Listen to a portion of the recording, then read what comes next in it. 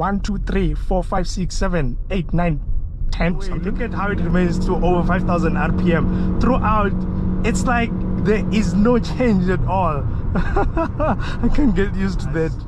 I don't think so, because look,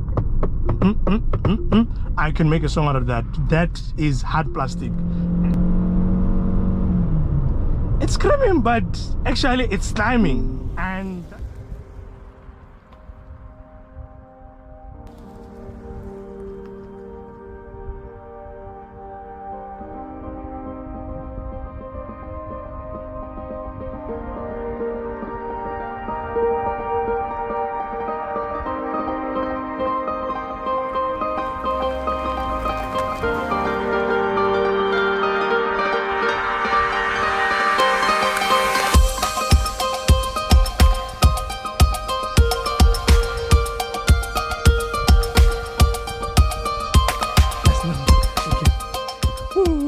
hey guys, welcome to the channel. It's Bua, and I appreciate that you are here with me today. Look, we have a familiar car today, the Omoda C5. And yeah, I mean, we've covered this car before. We've walked around it, almost every inch of it. Please go check out that video, because today we're not going to focus on whether these are 18-inch wheels, the red accents, all this stuff that you're seeing here. You can go check out our walk around video. I promise you, you'll get all the details. Today, I just want to see how it performs on the road, and we're going to be on the road together. Look, my opinion hasn't changed about it since last year. I still find it a little bit weird. I mean, especially when it comes to the exterior design, the positioning of the headlights. I'm talking about the way the grille is body colored, looks a little bit electric. Then the sunroof, the way it opens because it's not panoramic. And then the sloping roof, the design at the back, everything else. When it comes to the exterior, I'm still not comfortable. But inside, oh, I'm still happy with the way that they've done it. I mean, yeah, it does look the part. From that angle, we're not going to say much about that. We're going to hit the road. Thank you. Let's go. So yeah, let's hit it. So on approach, you can see that it automatically opens. Of course, that's a feature that's in a lot of these cars. I mean, these cars are packed with features. But hey, one thing I like about it is that when the engine is cold in the morning, it does tell you on the screen here that it's still heating up. So you can wait just a bit, and then when the revs are then settling down to below 1000 rpm, then you can start moving, because people just prefer starting and going. But yeah, otherwise, let me reduce the aircon so that we can hear each other, because it is so hot. It is so hot.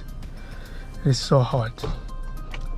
But just from sitting perspective, I think I found my perfect sitting position here quite easily. I didn't find myself struggling in terms of vision. Whoever came up with this window here, yeah, you did a great job, because from there a lot of blind spot is removed. And when it comes to AVM in this car, wow, they've done a great job, man, in terms of how it functions and the kind of information that you're getting. I mean, from the instrument cluster to the infotainment screen, what it's doing on the road, it's quite impressive. It makes it quite easy actually to drive this car in town, and you don't struggle with tight spaces and so on.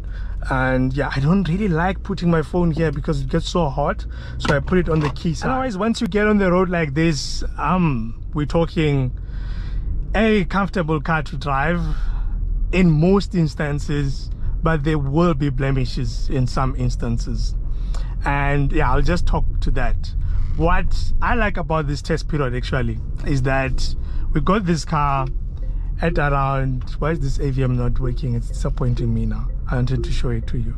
You see the field of view that it has on this thing. There's no way you won't miss what's coming next to you and so on. So I like that about it. Oh, I put this thing off. Maybe that's why it was doing that.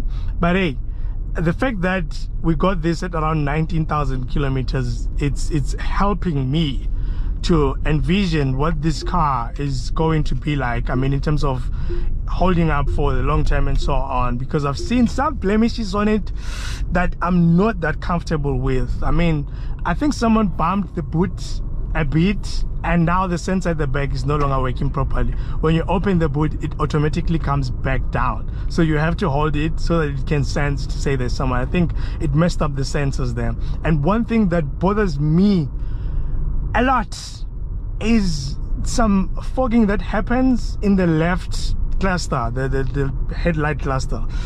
I don't know what's that all about. I'm not expecting it from any car that was made probably after 2010s or something. I'm not expecting that at all.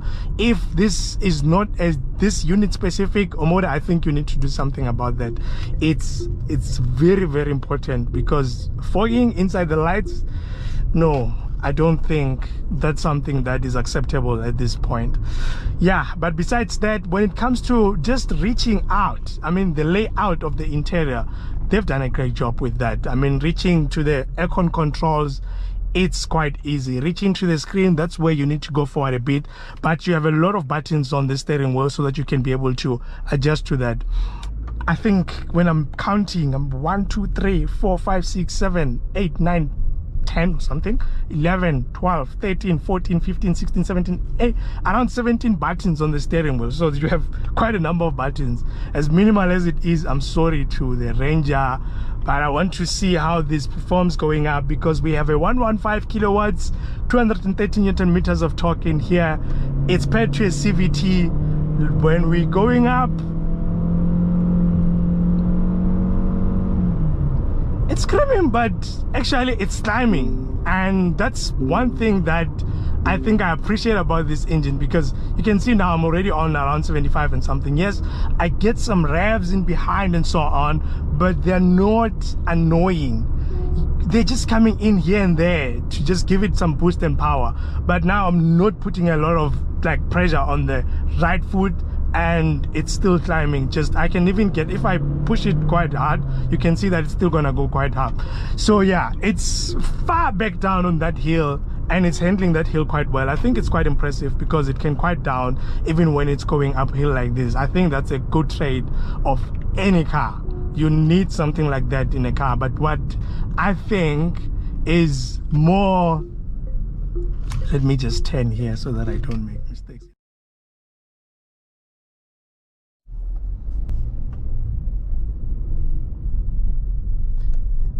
And yeah, that's that. You know what, guys, normally I do a quick recce of the road that I'm going to do the review on, but today I don't know, I'm getting lost and I'm looking for an open road.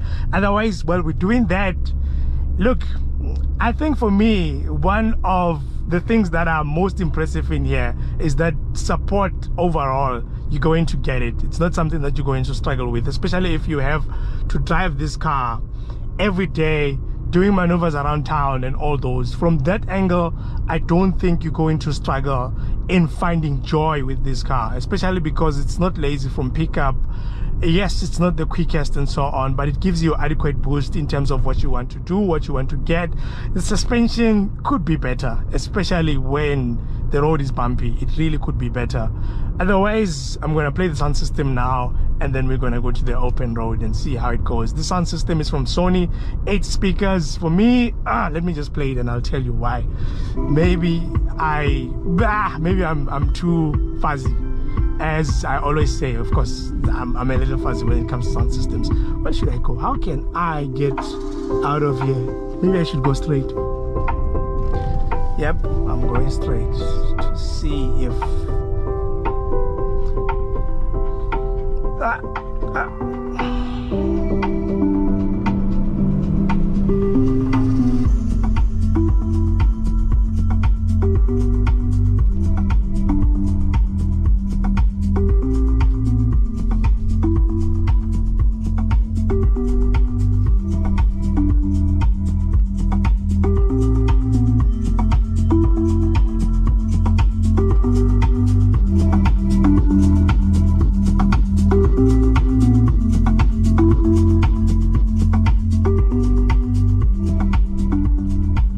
when the volume is quite low, plays amazingly well. It's well balanced. You can hear a lot of instruments. The bass is coming well, but once you keep going up, then it scratches, sounds scratchy and everything, so it's not quite impressive. That's one thing I don't like about it. But otherwise, let's get to the open road and see how it performs.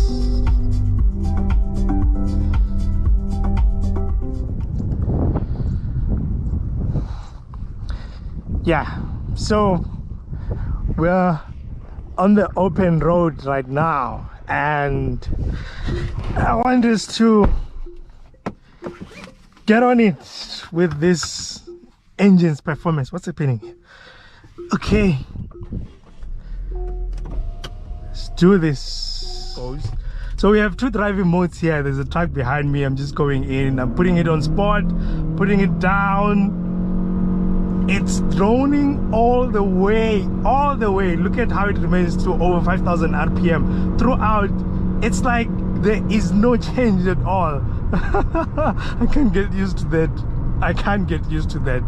But one thing that I've realized is that if you were to pull it on eco mode, I feel like it's driving like a normal car, because it doesn't hold on to the high revs until the end of time. It does this thing as if it's stepping up, as if it's changing like a normal car. And I think it's probably how the software is calibrated, so that it can help you to have that, you know, that normal kind of feeling that, you know, the car is shifting as much as it's a CVT. One thing about CVTs for me is that I'm not that used to them. I've driven them in some other cars. I think I've done it in the Toyota Corolla Cross, the Renault Koleos. I didn't enjoy them because I felt like those cars are not moving. Like, it's just rolling, but they're not moving. The difference between those cars and this car is that this car feels like it's actually going somewhere when you put your foot down. I hope this road is going to open quite soon so that I can show you what I'm talking about. I think from that element, considering the weight as well, that is like, it's like what, 1.4 tons, just below 1.4. So it helps a lot. I want to pull it now on eco, and you'll see that it's going to do this thing as if it's changing. I'm just reducing the speed. Let's see. You see? Now it's acting like an automatic. It doesn't behave as if it's like just going all the way up and not even shifting. I can leave it on eco all the time because it feels normal for me. Unless if you just want that droning, because at some point it's going to feel like it's not going anywhere. There will be a limit to it. And that's where maybe for me it's a little bit, I'm not finding joy in it. But right now it drives normal. Once you're already like on like this settled speed, it doesn't drone. It settles down just below 2000 RPM and it doesn't make noise. You will find that there is some noises that are coming from like the sides, but they're very much acceptable, especially for what this car is at this price point. I'm accepting them. I think for me, one thing that probably is not the best is the suspension. Yes, it's comfortable. I can do a lot of kilometers in here, but at the same time, I don't think the setup is the best because they use the torsion beam at the rear. They didn't use multi-link, which means that every time you hit a bump, the rear goes up and down at the same time. So there is no that thing of balancing. Nope, it's not there at all. Okay, let me put this thing on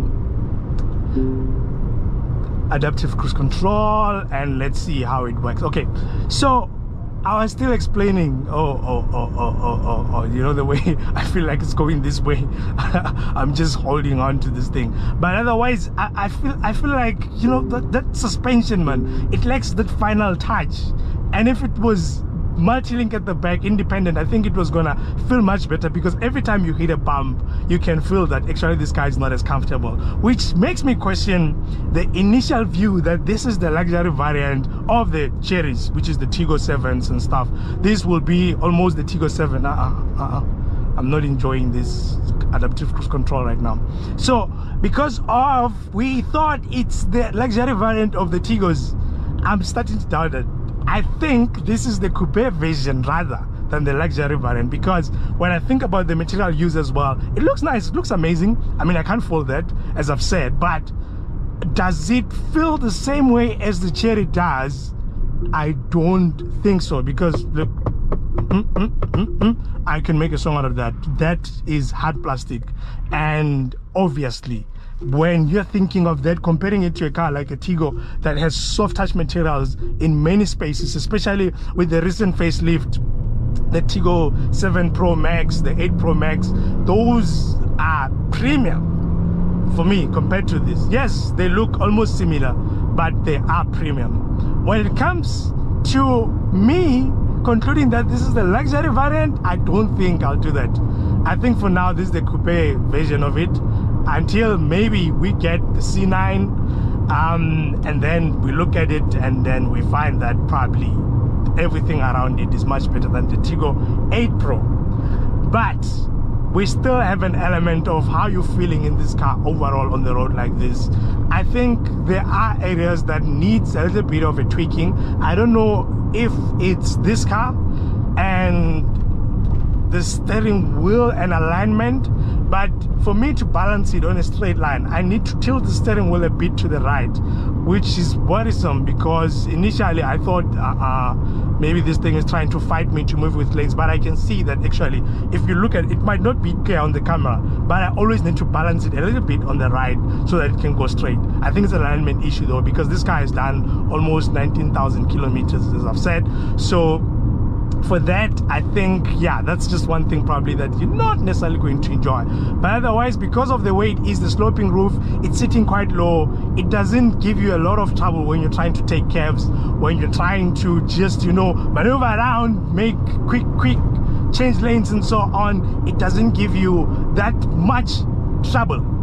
I think on the highway in this case, it's something that for me, I can do a lot of kilometers and I won't find myself complaining much about how it feels.